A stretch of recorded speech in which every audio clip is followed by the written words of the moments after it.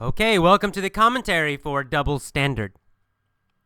Now, this letter caused some interesting discussions in my San Francisco class, and there were two main topics. One topic was the topic of families and individuals, and the other topic was double standards for men and women.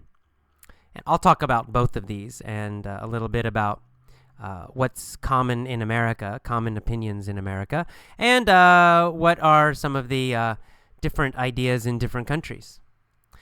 So first, this topic of family and individuals. Most people know that American culture, American society, values individualism or individuals. And we have an idea that adult individuals should make their own choices. And they should not worry about what other people think, even their families. And as you get older, this becomes stronger and stronger. So when I read this letter, for example, and I saw this woman is in her mid-50s, middle 50s, so she's probably, 55 years old. And she's worried about what her family thinks about her new boyfriend. My first reaction, I thought, this is very strange. This is an older woman. Why does she care about what her sister and her parents think? She should just do what she wants. She's an adult woman. This is crazy. And that's a common American reaction. We have an idea in the United States that when you're an adult, you should be independent. You should make your own decisions. You should not ask your parents for advice all the time. You should not live with your parents when you're an adult, right? That's a very common, strong view. This is very interesting because in classes that I've had before, there's a very interesting difference in culture here, especially this idea of living with your family. Some cultures, people continue to live with their families until they get married. So if they're 30 and they're not married, they still live with their parents. If they're 35 and they're not married, they're still living with their parents, and that's normal, and which is fine. There's not a right or wrong answer here, not better or worse, but it is a big difference. In the United States, that is seen as very negative. There's a strong feeling that you should not live with your parents when you're an adult. So, for example, in my own life, I went to university when I was 18. And then I graduated university. I was 22, I believe. And after that, I got my own apartment, and I never lived with my parents again. I didn't want to live with my parents, and my parents did not want me to live with them.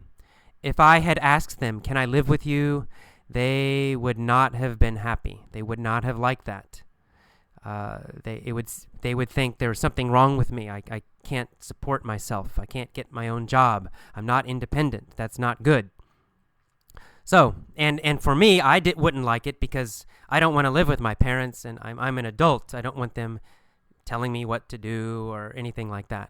So it's on both sides. Both the children and the parents have this idea that when you're an adult, you leave home and you should be independent and should make your own decisions. But I've met students from other countries who say it's very normal to live with their families until they're married. And in some cultures, even after they get married, the couple will go and live with one of the families, the husband's family or the wife's family. And that's considered normal. So in these cultures, family and the family's opinion continues to be important even when they're adults.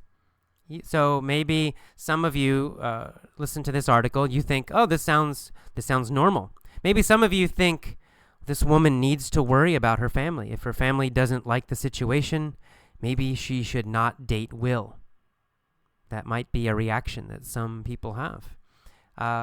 However, Abby's answer is probably the normal answer most Americans would give, which is stop worrying about your family's opinion. Don't be a people pleaser. Do what you want.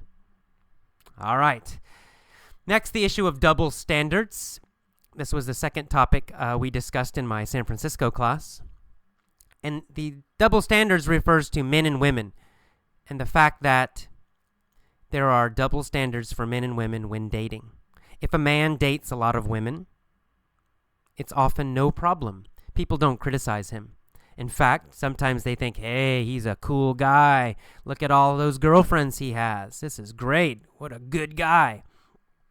And in some cultures, this double standard is very strong, right? Men can date a lot of women and people think it's good.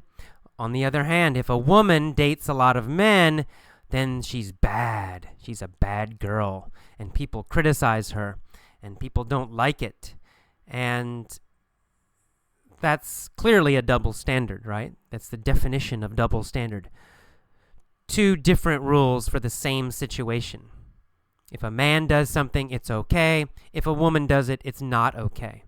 And in my class, there were clear double standards for most cultures. Stronger in some countries, weaker in other countries. This double standard does exist in America. There's still a double standard between men and women when dating. However, that double standard is getting weaker and weaker. Women are getting more and more equal. It's very normal now for a woman to date lots of different guys, and it's generally not a problem.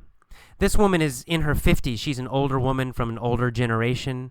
Maybe that's why in this letter she sounds like she's a little bit criticizing her sister Jane for dating many men. I think for younger Americans, it's no problem. It's just totally normal. So this double standard is not so strong in America, getting weaker all the time. In other countries, in my class, some of the Asian students, for example, mentioned that this is a very strong double standard in their countries, that the men are almost encouraged to date a lot of girls, and it's seen as very cool. But if a woman even has sex before she's married, something's wrong with her. She's a bad girl. Everybody criticizes her. And it's a strong double standard. I guess the good news is most of them did mention that it's improving in all the countries in my class that were represented. The students did say it's getting better. It maybe it's still bad, but the double standards are improving in most places in the world, and that's good. Well, okay, those are our topics. That's our commentary for this letter. Hope you enjoyed it. See ya for the next lesson. Bye-bye.